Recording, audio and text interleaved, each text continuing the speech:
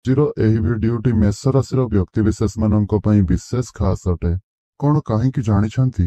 ଆଜିର ଏହି ଭିଡିଓରେ ଆପଣଙ୍କର ଆଲୋଚନା କରାଯିବ ଯେ କିଛି ଆପଣଙ୍କର ଏମିତି ଖରାପ ଗୁଣ ଅଛି, ଦୁର୍ଗୁଣ ଅଛି, ଯେଉଁ କାରଣରୁ ଆପଣ ଆପଣଙ୍କ ଜୀବନରେ ପସ୍ତେଇବା ପାଇଁ ଯାଉଛନ୍ତି ଏବଂ ପସ୍ତଉଛନ୍ତି ମଧ୍ୟ। ତ ସେହି ସବୁ କଣ ଏବଂ ଯଦି ଆପଣ ସେହି ସବୁ ଗୁଣ ଗୁଡ଼ିକୁ ଛାଡ଼ିଦେବେ ନା, ଆପଣଙ୍କର ସବୁ କିଛି ରିଲେସନ ଗୁଡ଼ିକ ଭଲ ହୋଇଯିବ। ଯେମିତିକି ଫ୍ୟାମିଲି ରିଲେସନ ହେଉ, ପରିବାରରେ ଆପଣଙ୍କର କିଛି ଅଶାନ୍ତି ସୃଷ୍ଟି ହେଉଥିଲା, ଆପଣଙ୍କର ସେହି ଗୁଣ ଗୁଡ଼ିକ ସକାଶେ କିମ୍ବା ଆପଣଙ୍କର ପ୍ରେମ ଜୀବନରେ ସମସ୍ୟା ଲାଗି ରହିଥିଲା ସେହି ଗୁଣ ସକାଶେ, ଆପଣଙ୍କର ବନ୍ଧୁମାନଙ୍କ ସହିତ ସେହି ଗୁଣ ସକାଶେ ରିଲେସନ ଖରାପ ହେଉଥିଲା, କିମ୍ବା ଆପଣ ଆପଣଙ୍କ କ୍ୟାରିୟରରେ କୌଣସି ବି କ୍ଷେତ୍ରରେ କିଛି ନା କିଛି ହଇରାଣରେ ପଡୁଥିଲେ, ତ ଖାସ କରି ଆପଣଙ୍କର ସେହି ଗୁଣ ସକାଶେ ଏହି ସବୁ ଅସୁବିଧା ଗୁଡ଼ିକ ସୃଷ୍ଟି ହେଉଥିଲା। ତ ସେହି ସବୁ କଣ ଆଜିର ଏହି ଭିଡିଓରେ ଆଲୋଚନା କରାଯିବ। ଆଉ ଯଦି ସେହି ଗୁଣ ଗୁଡ଼ିକ ସବୁ ଆପଣ ଛାଡ଼ି ଦେଉଛନ୍ତି, ତ ଆପଣଙ୍କର ସବୁଥିରେ ଗ୍ରୋଥ ହିଁ ଦେଖାଦେବ। ଆପଣଙ୍କର ପରିବର୍ତ୍ତନ ବଡ଼ ପରିବର୍ତ୍ତନ ହେବ। ତ ସେହି ସବୁ କଣ ଆଜିର ଏହି ଭିଡିଓରେ ଆଲୋଚନା କରାଯିବ। ଆପଣଙ୍କର ଏହି ପରିବର୍ତ୍ତନକୁ କେହି ବି ରୋକି ପାରିବେ ନାହିଁ। ଏହି ସବୁ ଗୁଣ ଆପଣଙ୍କ ଭିତରେ ଭର୍ତ୍ତି ହୋଇକି ଅଛି। ମୁଁ ଯେଉଁଟା କହିବି ସେଇଟା ଆପଣଙ୍କ ଭିତରେ ଭର୍ତ୍ତି ହେଇକି ଅଛି। ଆପଣ ନିଜେ ରିଏଲାଇଜ କରିବେ କି ଆପଣଙ୍କର ସେହି ସବୁ ଗୁଣ ଅଛି କି ନାହିଁ। ଆଉ ସେହି ଗୁଣ କଣ ଆଜିର ଏହି ଭିଡିଓରେ ତାହା ସମ୍ପର୍କରେ ଆଲୋଚନା କରାଯିବ। ଯାହାକି କିଛି ଆପଣଙ୍କର ଏମିତି 5ଟି ଗୁଣ ରହିଛି ଯାହାକି ଆପଣଙ୍କ ଲାଇଫକୁ ଷ୍ଟଡି କରିକି କୁହାଯାଉଛି। ଯଦି ଆପଣ ସେହି ଗୁଣକୁ, ସେହି ଦୁର୍ବଳତା ଗୁଡ଼ିକୁ, ସେହି ଦୁର୍ଗୁଣ ଗୁଡ଼ିକୁ ଆପଣ ଛାଡ଼ିଦେବେ, ତେବେ ଆପଣଙ୍କର ସବୁ କିଛି ଗ୍ରୋଥ ହେବ। ଏହା ସହିତ ଆପଣଙ୍କ ଜୀବନରେ ଏକ ବହୁତ ବଡ଼ ଚେଞ୍ଜେସ୍, ପରିବର୍ତ୍ତନ ଦେଖାଦେବ। ନହେଲେ ଯଦି ଆପଣ ନ ଛାଡୁଛନ୍ତି, ତେବେ ଆପଣ ନିଜେ ହିଁ ନିଜକୁ ବର୍ବାଦ କରିନେବେ। ଆପଣଙ୍କର ସେହି ଗୁଣକୁ ଛାଡ଼ିବା ପାଇଁ ପଡ଼ିବ। ଆଉ ଯଦି ନ ଛାଡୁଛନ୍ତି, ତେବେ ଆପଣ ନିଜେ ହିଁ ପସ୍ତେଇବେ। ତ ଆଜିର ଏହି ଭିଡିଓରେ ସେହି ସବୁ ସମ୍ପର୍କରେ ଆଲୋଚନା କରାଯିବ। ଏବଂ ଭଲ କଥା ତ, ଆପଣଙ୍କର ଭଲ ଗୁଣ ତ ଆଲୋଚନା କରାଯିବ। ପୂର୍ବରୁ ଆପଣଙ୍କର ଭିଡିଓ ଗୁଡ଼ିକ ମଧ୍ୟ ଅପଲୋଡ କରାଯାଇଛି, ସେଥିରୁ ମଧ୍ୟ ଆପଣ ଜାଣିବା ପାଇଁ ପାଇବେ। କିନ୍ତୁ ଯେଉଁ ଗୁଡ଼ିକ ଦୁର୍ଗୁଣ ଗୁଡ଼ିକ ଆପଣଙ୍କର ରହୁଛି, ଯଦି ତାହା ଜାଣିବା ପାଇଁ ଚାହୁଁଛନ୍ତି, ତେବେ ସେହି ଦୁର୍ଗୁଣ ଗୁଡ଼ିକ ସମ୍ପର୍କରେ ଆଲୋଚନା କରାଯାଉଛି ଆଜିର ଏହି ଭିଡିଓଟିରେ। ତେଣୁ ଯଦି ଆପଣ ତାହା ସମ୍ପର୍କରେ ଜାଣିବା ପାଇଁ ଚାହୁଁଛନ୍ତି, ତେବେ ଏହି ଭିଡିଓଟିକୁ ନିଶ୍ଚୟ ରୂପରେ ଦେଖନ୍ତୁ। ନଚେତ ଆପଣ ଏହି ଭିଡିଓଟିକୁ ସ୍କିପ୍ କରିପାରିବେ। ଏହା ଛଡା ଯେଉଁମାନେ ଜାଣିପାରୁନାହାନ୍ତି କି ସେମାନଙ୍କର ମେଷ ରାଶି ବୋଲି, ତ ସେମାନେ ଏହି ଭିଡିଓରେ ମଧ୍ୟ ଜାଣିବା ପାଇଁ ପାଇବେ ସେମାନଙ୍କର ମେଷ ରାଶି ଜନ୍ମଜାତକରୁ କିପରି ଜାଣିବେ। ଏହା ସହିତ ସେମାନଙ୍କର ନାମର ପ୍ରଥମ ଅକ୍ଷରରୁ ମଧ୍ୟ ସେମାନଙ୍କର ମେଷ ରାଶି ବୋଲି ଜାଣିପାରିବେ। ତେବେ ଏହିସବୁ ସମ୍ପର୍କରେ ସମ୍ପୂର୍ଣ୍ଣ ବିସ୍ତାର ରୂପରେ ଜାଣିବା ପାଇଁ ଭିଡିଓଟିକୁ ଶେଷ ପର୍ଯ୍ୟନ୍ତ ନିହାତି ରୂପରେ ଦେଖନ୍ତୁ। ଆଉ ଚ୍ୟାନେଲଟିକୁ ଯଦି ସବସ୍କ୍ରାଇବ କରିନାହାନ୍ତି, ତେବେ ଗୋଟିଏ ସବସ୍କ୍ରାଇବ କରି ଭିଡିଓଟିକୁ ଗୋଟିଏ ଲାଇକ୍ କରିଦିଅନ୍ତୁ ଏବଂ ଭକ୍ତି ଆଉ ଶ୍ରଦ୍ଧା ମନରେ ତଳେ ଆସୁଥିବା କମେଣ୍ଟ ବକ୍ସରେ ଜୟ ଜଗନ୍ନାଥ ନିହାତି ରୂପରେ ଲେଖନ୍ତୁ। ତେବେ ବନ୍ଧୁଗଣ, ଆଉ ଡେରି ନକରି ଚାଲନ୍ତୁ ଜାଣିନେବା ଯାହାକି ଆପଣଙ୍କର ସେହି 5ଟି ଦୁର୍ଗୁଣ କଣ, ଯେଉଁ ଦୁର୍ଗୁଣ ଗୁଡ଼ିକୁ ଆପଣ ଆପଣଙ୍କ ଜୀବନରୁ ନିହାତି ରୂପରେ ଦୂର କରିବା ଆବଶ୍ୟକ ବା ଛାଡ଼ିବା ଆବଶ୍ୟକ। ଯଦି ନ ଛାଡୁଛନ୍ତି, ତେବେ ଆପଣ ନିଜେ ହିଁ ନିଜ ଜୀବନକୁ ବର୍ବାଦ କରିଦେବେ। ତେବେ ବନ୍ଧୁଗଣ ଦେଖନ୍ତୁ, ମେଷ ରାଶି ହେଉଛି ଆପଣଙ୍କର ରାଶି ଚକ୍ରରେ ପ୍ରଥମ ରାଶି। ମେଷ ରାଶିର ସ୍ୱାମୀ ବା ସ୍ୱାମୀ ଅଧିପତି ହେଉଛନ୍ତି ମଙ୍ଗଳ। ମଙ୍ଗଳ ହେଉଛନ୍ତି ଗ୍ରହମାନଙ୍କର ସେନାପତି। ଆଉ ଆପଣ ଅଗ୍ନି ତତ୍ଵର ରାଶି ଅଟନ୍ତି। ଆଉ ଆପଣଙ୍କର ମଙ୍ଗଳ, ଯିଏ ଆପଣଙ୍କ ରାଶିର ସ୍ୱାମୀ ରହିଲେ, ସେ ଫାୟାର ସାଇନ୍ ମଧ୍ୟ ଅଟନ୍ତି, ଫାୟାର ଗ୍ରହ ଅଟନ୍ତି। ଆପଣଙ୍କର ଦୁଇଟି ଯାକ ଫାୟାର ସାଇନ୍ ଏବଂ ଫାୟାର ଗ୍ରହ ଯେହେତୁ ରହିଛି, ତେଣୁ ଆପଣଙ୍କର ହେଉଛି ମେଷ ରାଶି। ତ ମେଷ ରାଶିର ବ୍ୟକ୍ତି ଆପଣ ଅଟନ୍ତି କି ନାହିଁ, ଏହା ଆପଣ କେମିତି ଜାଣିବେ? ଦେଖନ୍ତୁ, ଆପଣ ଆପଣଙ୍କର ଜନ୍ମ ଜାତକଟି ଆଣିବେ ଏବଂ ଜନ୍ମ ଜାତକରେ ଯଦି ଆପଣଙ୍କର ଏ ଆସେ କିମ୍ବା ଏଲ୍ ଆସେ, ତେବେ ଆପଣ ନିଜେ ହିଁ ଜାଣିପାରିବେ କି ଆପଣଙ୍କର ମେଷ ରାଶି। ଆଉ ଯଦି ଓଡ଼ିଆ ଅକ୍ଷରରେ ଲେଖା ହୋଇଥିବ ଏବଂ ଓଡ଼ିଆ ଅକ୍ଷରରେ ଓ ଆସୁଥିବ କିମ୍ବା ଲ ଆସୁଥିବ, ଆପଣ ଜାଣିପାରିବେ କି ଆପଣଙ୍କର ମେଷ ରାଶି ବୋଲି। ତେବେ ଯଦି ଆପଣଙ୍କର ମେଷ ରାଶି ନୁହେଁ, ତ ଆପଣଙ୍କର ପରିବାରରେ ଯଦି କେହି ମେଷ ରାଶିର ବ୍ୟକ୍ତିବିଶେଷ ଅଟନ୍ତି ବା ଅଛନ୍ତି, ତାଙ୍କର ପାଖକୁ ଆପଣ ଏହି ଭିଡିଓଟିକୁ ସେୟାର ନିହାତି ରୂପରେ କରନ୍ତୁ। ନଚେତ ଯଦି କେହି ମେଷ ରାଶିର ଛୋଟ ଅଛନ୍ତି କିମ୍ବା ବୟସ୍କ ଅଛନ୍ତି, ତାଙ୍କ ପାଖରେ ମୋବାଇଲ ନାହିଁ, ତେବେ ଆପଣ ଏହି ଭିଡିଓ ତାଙ୍କୁ ମଧ୍ୟ ଦେଖାଇ ପାରିବେ। ତେବେ ବନ୍ଧୁଗଣ ଏବେ ଆସନ୍ତୁ ଜାଣିନେବା ଯେ କଣ ସେହି 5ଟି ଦୁର୍ଗୁଣ ବା ଖରାପ ଗୁଣ ମେଷ ରାଶିର ବ୍ୟକ୍ତିବିଶେଷ ମାନଙ୍କର ରହିଛି, ଯାହାକୁ ଆପଣ ଜାଣିବା ନିହାତି ଦରକାର ଏବଂ ଛାଡିବା ମଧ୍ୟ ନିହାତି ଦରକାର। ତ ପ୍ରଥମ ଦୁର୍ଗୁଣ ବା ଖରାପ ଗୁଣଟି ହେଉଛି ଆପଣଙ୍କ ଭିତରେ ବହୁତ ଅଗ୍ରାସନ ରହିଛି, ରାଗ ରହିଛି। ହଁ, ଆପଣ ଭାବୁଥିବେ କି ସମସ୍ତଙ୍କ ଭିତରେ ତ ରାଗ ରୁଷା ରହିଛି, ତ ଆମ ମଧ୍ୟରେ ବି ରାଗ ରୁଷା ରହିଛି। ହେଲେ କଥାଟିକୁ ଜାଣିବା ପାଇଁ ଚେଷ୍ଟା କରନ୍ତୁ। ରାଗ ତ ପ୍ରତ୍ୟେକ ମନୁଷ୍ୟ ଭିତରେ ରହିଛି, କିନ୍ତୁ ଆପଣଙ୍କ ଭିତରେ ମେଷ ରାଶିର ବ୍ୟକ୍ତିବିଶେଷ ମାନଙ୍କ ଭିତରେ ରାଗ ଅଧିକ ମାତ୍ରାରେ ରହିଛି।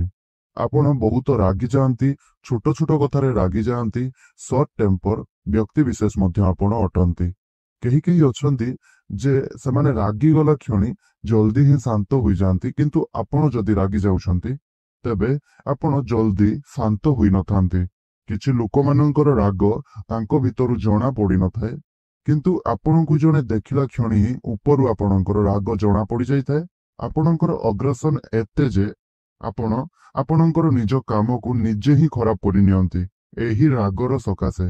ତେଣୁ ଏଇଟା ହେଉଛି ମୁଖ୍ୟ କାରଣ। ଯଦି ଆପଣ ରାଗକୁ ଛାଡି ଆପଣ ଆପଣଙ୍କର ରାଗକୁ କଣ୍ଟ୍ରୋଲ କରିବେ, ଆପଣଙ୍କର ଅଗ୍ରସନକୁ କଣ୍ଟ୍ରୋଲ କରିନେବେ, ତେବେ ଆପଣଙ୍କର ରିଲେସନ ଗୁଡିକ ଯେଉଁ ରହିଲା, ଆପଣଙ୍କର ପ୍ରେମ ଜୀବନ ହେଉ, ବୈବାହିକ ଜୀବନ ହେଉ, ଫ୍ୟାମିଲିରେ ହେଉ କିମ୍ବା ସାଙ୍ଗସାଥି ମାନଙ୍କ ସହିତ ହେଉ, କିମ୍ବା ଯେଉଁଠାରେ ଆପଣ ଜବ୍ କରୁଛନ୍ତି, ଚାକିରି କରୁଛନ୍ତି ସେଠାରେ ହେଉ, ତେବେ ଯଦି ଆପଣ ଆପଣଙ୍କର ଅଗ୍ରସନକୁ ବା ରାଗକୁ ଛାଡିଦେବେ ତ ଆପଣଙ୍କର ବହୁତ ଭଲ ଗ୍ରୋଥ ଦେଖାଦେବ।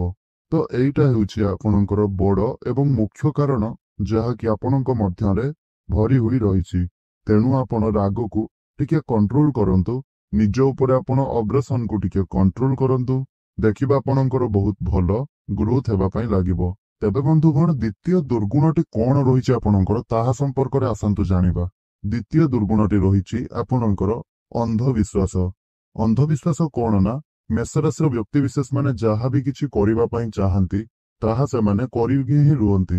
ଆଉ ସେମାନେ ବହୁତ ଷ୍ଟ୍ରଗଲ ବ୍ୟକ୍ତି ଅଟନ୍ତି, ପ୍ରୟାସ ସେମାନେ ବହୁତ କରନ୍ତି, ଷ୍ଟାମିନା ସେମାନଙ୍କ ପାଖରେ ବହୁତ ରହିଛି, କିନ୍ତୁ ସେମାନେ ଜାଣିପାରନ୍ତି ନାହିଁ ଯେ ସାମ୍ନା ଲୋକଙ୍କୁ କଣ କହିବା ଦରକାର, କାହାକୁ କେମିତି ବିଶ୍ୱାସ କରିନେବା ଦରକାର, କାହା ଆଗରେ କଣ କହିବା ଦରକାର, କଣ ନ କହିବା ଦରକାର, କେଉଁ କଥା ଗୁଡିକ ସେ ତାଙ୍କ ମନରେ ରଖିବା ଦରକାର, ସେଇଟା ସେ ଜାଣିପାରନ୍ତି ନାହିଁ। ସବୁବେଳେ ସମସ୍ତଙ୍କୁ ସେ ଅନ୍ଧ ପରିକା ବିଶ୍ୱାସ କରିଥାନ୍ତି। ସେମାନେ ଭାବନ୍ତି କି ମୁଁ ଯାହା ଅନ୍ୟମାନେ ମଧ୍ୟ ସେଇଆ, ମୋ ଗୁଣ ଯେମିତି ଅନ୍ୟମାନଙ୍କର ଗୁଣ ମଧ୍ୟ ସେମିତି, ମୁଁ ବି ଯେମିତି ମନ ଭିତରେ ରଖୁନାହିଁ କିଛି କଥା, ତ ଅନ୍ୟମାନେ ମଧ୍ୟ ସେମିତି ସେମାନଙ୍କର ମନ ଭିତରେ ରଖିବେ ନାହିଁ, ସେମାନେ ମଧ୍ୟ ମୋ କଥାକୁ ବିଶ୍ୱାସ କରିବେ। କିନ୍ତୁ ସେମିତି ନୁହଁ। ଆପଣ ଯାହାବି କିଛି ମନରେ ରଖିଛନ୍ତି, ଯାହାବି କିଛି ଆପଣଙ୍କର କ୍ୱାଲିଟି ରହିଛି, ଯାହାବି କିଛି ଆପଣଙ୍କର ଗୁପ୍ତ କଥା ରହିଛି, ତ ଆପଣ ସେହି କଥା ଗୁଡିକ ଜଲ୍ଦି କାହାକୁ ବି କିଛି କୁହନ୍ତୁ ନାହିଁ।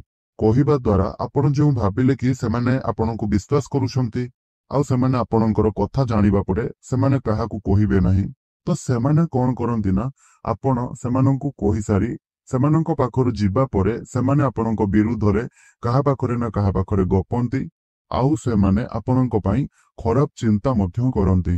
ତେଣୁ ଆପଣମାନେ କାହାକୁ ବି ଜମାରୁ ଏତେ ଶୀଘ୍ର ଅନ୍ଧ ପରିକା ବିଶ୍ୱାସ କରିଯାଆନ୍ତୁ ନାହିଁ। ନିଜ ଉପରେ ଆପଣ ନିଜର ଇମୋସନ ଉପରେ ଟିକେ କଣ୍ଟ୍ରୋଲ କରନ୍ତୁ। ଯେହେତୁ ଆପଣମାନଙ୍କୁ ମୁଁ କହିସାରିଲିଣି ଯେ ଆପଣଙ୍କର ଏହିଭଳି କିଛି କମଜୋରି ବା ଦୁର୍ଗୁଣ ରହିଛି, ତ ସେଥିପାଇଁ ଆପଣ ଏଇ କଥା ଗୁଡିକ ଧ୍ୟାନରେ ରଖନ୍ତୁ। ଆଉ ଆପଣ ଆପଣଙ୍କର ଗୁପ୍ତ କଥା ଗୁଡିକ କାହାକୁ ବି କୁହନ୍ତୁ ନାହିଁ।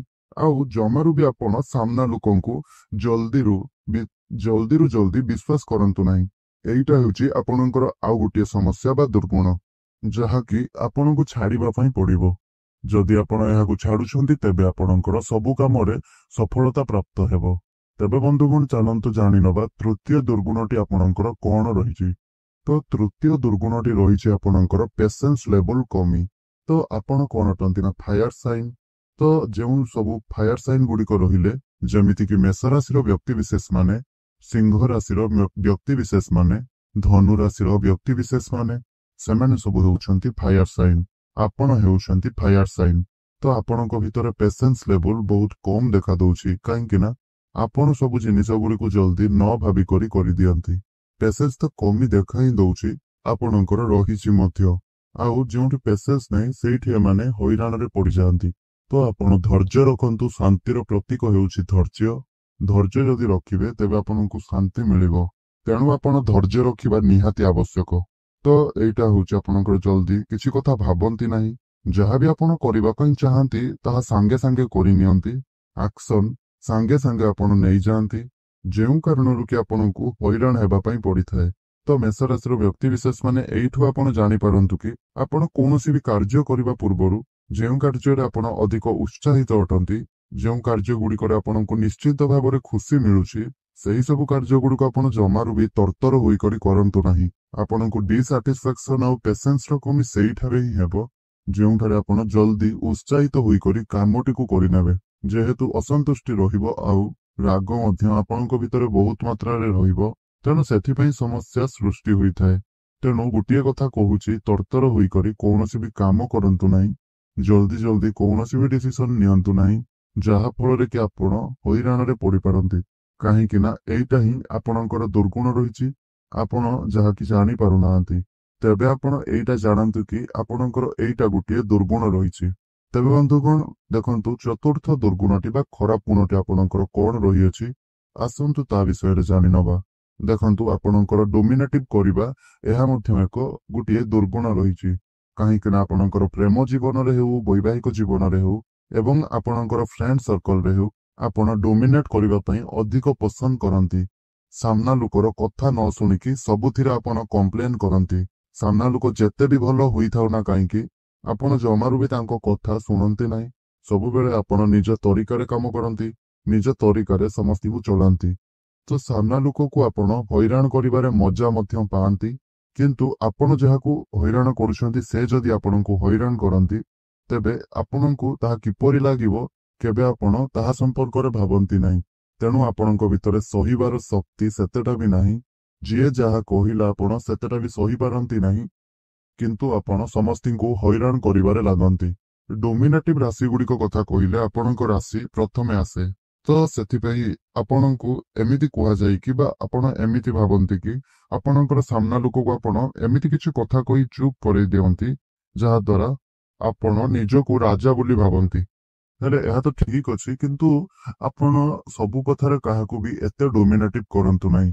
ଗୋଟିଏ କଥା କହିବା ପାଇଁ ଗଲେ, ଆପଣ ସବୁବେଳେ ରିଲେସନ ଭିତରେ ସନ୍ଦେହ, ଡାଉଟ୍ସ, ଖରାପ ଭାବନା ଗୁଡିକ ଆଣନ୍ତି। ଏହି ସବୁ କଥା ଗୁଡିକ ଯଦି ଆପଣ ଛାଡିଦେବେ, ରିଲେସନ ଭିତରେ ଏହି ସବୁ ଯଦି ଆପଣ ନ କରିବେ, ତାହେଲେ ଆପଣଙ୍କ ପାଇଁ ବହୁତ ଭଲ ରହିବ। କାହିଁକି ନା ଏଇଟା ହେଉଛି ଆପଣଙ୍କର ଖରାପ ଗୁଣ। ଆଉ ରିଲେସନରେ ଆପଣ ଏମିତି କରିଦଉଛନ୍ତି, କିନ୍ତୁ ପରେ ଆପଣ ପସ୍ତଉଛନ୍ତି ମଧ୍ୟ। କମ୍ପ୍ଲେନ କରିଦେଉଛନ୍ତି, ଡାଉଟ୍ କରିଦେଉଛନ୍ତି, ପରେ ଆପଣ ପସ୍ତଉଛନ୍ତି କି ସେ ଆପଣଙ୍କୁ ଛାଡି ପଳାଇ ଯାଉଛନ୍ତି। ଏମିତି କିଛି ବହୁତ ରିଲେସନ ଗୁଡିକ ଅଛି ଯାହାକି ଆପଣଙ୍କ ପାଖରେ ବେଶୀ ସମୟ ତିଷ୍ଠି ପାରିନାହିଁ। ଏହି ଗୁଣ ଗୁଡିକ ସକାଶେ ଆପଣଙ୍କର ରିଲେସନ ଭାଙ୍ଗି ଯାଇଛି। ଆପଣଙ୍କର ଗୋଟେ ପରେ ଗୋଟେ ରିଲେସନ ଗଢି ଉଠିଛି, କିନ୍ତୁ ସେହି ରିଲେସନ ଗୁଡିକ ଭାଙ୍ଗି ଯାଉଅଛି। ଆଉ ସେଇଗୁଡିକ କେବଳ ବା ତାହା ସବୁ ଆପଣଙ୍କ ପାଇଁ ହିଁ ହେଉଛି। ତ ସେଥିପାଇଁ ଆପଣ କୁଲ ରୁହନ୍ତୁ, ଶାନ୍ତ ରୁହନ୍ତୁ। ଜମାରୁ ବି ସାମ୍ନା ଲୋକଙ୍କର ଦୋଷ ଦିଅନ୍ତୁ ନାହିଁ। ଆପଣଙ୍କୁ ଯାହା ଲାଗୁଛି, ଆପଣଙ୍କର ମନକୁ ଯେଉଁଟା ଭଲ ଲାଗିବ ସେଇଟା କୁହନ୍ତୁ, ନହେଲେ କୁହନ୍ତୁ ନାହିଁ। ଆଉ ସବୁବେଳେ ଯେଉଁ ଆପଣ ତାଙ୍କୁ ଚୁପ୍ କରିଦେଉଛନ୍ତି, ଯୋଉଟା ହିଁ ପସନ୍ଦ ଆସୁଛି ସେଇଟା ହିଁ କରିନେଉଛନ୍ତି, ତେବେ ସେଇଟା ହିଁ ଆପଣଙ୍କର ଗୋଟିଏ ଖରାପ ଗୁଣ ଅଟେ। ତେବେ ବନ୍ଧୁଗଣ ଆସନ୍ତୁ, ଶେଷ ଖରାପ ଗୁଣଟି ଆପଣଙ୍କର କଣ ରହିଛି ଏବଂ କଣ ଦୁର୍ଗୁଣ ସବୁ ରହିଛି ସେଇଟା ଆପଣ ଜାଣନ୍ତୁ। ଏହା ସହିତ ସେଇ ଦୁର୍ଗୁଣ ଗୁଡିକୁ ଆପଣଙ୍କୁ ଛାଡିବା ପାଇଁ ମଧ୍ୟ ପଡିବ। ଏହି ଭିଡିଓକୁ ଆପଣ ଦେଖି ସାରିବା ପରେ ନିଜକୁ ପସ୍ତାଇବା ପାଇଁ ପଡିବ ମଧ୍ୟ, କି ଏହି ସବୁ ଛାଡିଦେଲେ ହିଁ ଆପଣଙ୍କର ଗ୍ରୋଥ ହେବ। ତ ଆପଣଙ୍କର ଗ୍ରୋଥ ହିଁ ଦେଖାଦେଉଛି ଯଦି ଆପଣ ଏହି ସବୁ ଦୁର୍ଗୁଣ ଗୁଡିକୁ ଛାଡୁଛନ୍ତି। ଆପଣଙ୍କର ମନ ଯେଉଁ କାର୍ଯ୍ୟରେ କରିବା ପାଇଁ ରହିଛି ସେହି କାର୍ଯ୍ୟ ଆପଣ କରିନିଅନ୍ତି, କିନ୍ତୁ ଯେଉଁ କାମ ଆପଣଙ୍କୁ ପସନ୍ଦ ଲାଗେ ନାହିଁ ସେହି କାମକୁ ଆପଣ ସବୁବେଳେ ହାଲକା ଭାବରେ ନେଇଯାଆନ୍ତି। ହଁ, ସେଇ କାମଟିକୁ କରିବି ତ, ଆଉ ଆଜି ନହେଲେ କାଲି ସେହି କାମଟିକୁ ମୁଁ କରିବି ତ, ଏମିତି କିଛି ଭାବି ନିଅନ୍ତି ଆଉ ଏମିତି କିଛି ଭାବନା ଆପଣଙ୍କର ମନକୁ ନେଇଯାଆନ୍ତି। ତ ସେଇଟା ହିଁ ସମସ୍ୟା ଆସେ। ଆପଣଙ୍କର ଗ୍ରୋଥ ଏଥିପାଇଁ ଦେଖାଯାଏ ନାହିଁ। ଯେଉଁ କାମ ଆପଣ କରିବା ପାଇଁ ଚାହୁଁଛନ୍ତି, ପେସେନ୍ସ ରଖନ୍ତୁ, ସେହି କାର୍ଯ୍ୟଟିକୁ କରନ୍ତୁ, ଶାନ୍ତ ହୋଇ କରନ୍ତୁ। ହାଲକାରେ କୌଣସି କାର୍ଯ୍ୟକୁ ନିଅନ୍ତୁ ନାହିଁ, ସିରିୟସ ହୋଇଯାଆନ୍ତୁ। ଜମାରୁ ବି ଆପଣ ସିରିୟସ ନୁହନ୍ତି। ଯାହା କରିବାର ଅଛି ଆପଣ ନିଶ୍ଚୟ ଭଲ କରିବେ ମଧ୍ୟ, କିନ୍ତୁ ଯେଉଁଟା ଆପଣଙ୍କ ମନକୁ ଆସୁଛି କି ନାହିଁ ସେଇଟା କରିବାର ନାହିଁ, ମାନେ ସେଇଟାକୁ ଆପଣ ହାଲକାରେ ନିଅନ୍ତୁ ନାହିଁ। କରିବେନି ତ କରିବେନି, କିନ୍ତୁ ସେଇ କଥାଟିକୁ ଆପଣ ଜମାରୁ ବି ହାଲକାରେ ନିଅନ୍ତୁ ନାହିଁ। ଆପଣ ହାଲକାରେ ଏପରି ନେଇଯାଆନ୍ତି କି ହଁ ଆଜି ନହେଲେ କାଲି କରିବି, କାଲି ନହେଲେ ପହରଦିନ କରିବି। କିନ୍ତୁ ଏହା ମନେ ରଖନ୍ତୁ ଯେ ଯଦି ଆପଣଙ୍କର ସେଇ କାମଟି କରିବାର ହିଁ ଅଛି, ତେବେ ଆପଣ ସେଇଟାକୁ ଯେତେ ଶୀଘ୍ର ପାରିବେ କରିନିଅନ୍ତୁ। ସେହି କାମଟି ଯଦି ଆପଣ ଯେତେ ଶୀଘ୍ର କରୁଛନ୍ତି, ସେତେ ଶୀଘ୍ର ଆପଣଙ୍କର ଗ୍ରୋଥ ହିଁ ଦେଖାଦଉଛି। ତେବେ ସେଇ କାମ ଗୁଡ଼ିକୁ ଆପଣ ହାଲକାରେ ନିଅନ୍ତୁ ନାହିଁ। ଆପଣ ଯେଉଁ କାମ ଗୁଡ଼ିକ ଆପଣଙ୍କର ହାତକୁ ନେବେ, ସେଇ କାମ ଗୁଡ଼ିକ ଆପଣ କରିକି ହିଁ ରହିବେ। ତ ନିଶ୍ଚୟ ରୂପରେ ଆପଣ ସେଇ କାମଟିକୁ କରିଦିଅନ୍ତୁ। ହାଲକାରେ କଣ ପାଇଁ ନଉଛନ୍ତି? ସେଇ କାମଟିକୁ କରିନିଅନ୍ତୁ। ଆଜି କରିବି କାଲି କରିବି କହି ଜମାରୁ ବି ଟାଳନ୍ତୁ ନାହିଁ, ଅଳସୁଆ ଭାବ ଦେଖାନ୍ତୁ ନାହିଁ। ତ ଏଇ ସବୁ ଯଦି ଛାଡିଦେବେ, ଆପଣଙ୍କ ଭିତରେ ପେସେନ୍ସ ଲେଭେଲ ଯଦି ରଖିବେ, କାମରେ ପେସେନ୍ସ ରଖିବେ, ସିରିୟସ୍ ହେଇକି ଯଦି କାମଟି କରିବେ, ସେଇଟା ଆପଣଙ୍କ ପାଇଁ ବହୁତ ଭଲ ରହିବ। ହଁ, ଭଲ ଗୁଣ କଣ ରହିଛି ଆପଣଙ୍କର? ଆପଣଙ୍କ ଭିତରେ ଷ୍ଟାମିନା ବହୁତ ମାତ୍ରାରେ ରହିଛି, ସାହସ ଆପଣଙ୍କ ଭିତରେ ରହିଛି। ଯେଉଁ କାମରେ ଆପଣ ହାତ ଦେବେ, ସେଇ କାମଟି ଆପଣଙ୍କର ହୋଇଯିବ। କାମରେ ଆପଣ ସଫଳତା ପ୍ରାପ୍ତ କରିକି ହିଁ ରହିବେ। ଜିଦଖୋର ବ୍ୟକ୍ତି ମଧ୍ୟ ଅଟନ୍ତି, କିନ୍ତୁ ଆପଣଙ୍କର ଏଇ ଯେଉଁ ଦେଖାଦେଉଛି ଡୋମିନେଟିଭ ନେଚର, ପେସେନ୍ସ, ଏଥିରେ ମଧ୍ୟ କମି ଯେଉଁ ଦେଖାଦେଉଛି, ଏଇଟା ଆପଣଙ୍କ ଭିତରେ ରହିଛି। ତ ସେଇ ସବୁକୁ ଆପଣ ବାହାର କରିଦେଉଛନ୍ତି, ଏ ତ ଠିକ ଅଛି। ଯିଏ ବି ମନ ଭିତରୁ ସବୁ ଦୁଃଖକୁ ବାହାର କରିଦିଏ, ତ ତାଙ୍କର ସମସ୍ତ କାମରେ ସଫଳତା ପ୍ରାପ୍ତ ହୋଇଥାଏ। କିନ୍ତୁ ଏଇ ଯେଉଁ 5ଟି କମି ଆପଣଙ୍କୁ କହିଲି, ଯଦି ଆପଣ ସେଇ 5ଟି କମି ବା ଦୁର୍ଗୁଣ ଆପଣ ଛାଡି ଦିଅନ୍ତି, ତାହେଲେ ଆପଣଙ୍କର ବହୁତ ଭଲ ହେବ। ତେବେ ଆପଣ ଏହି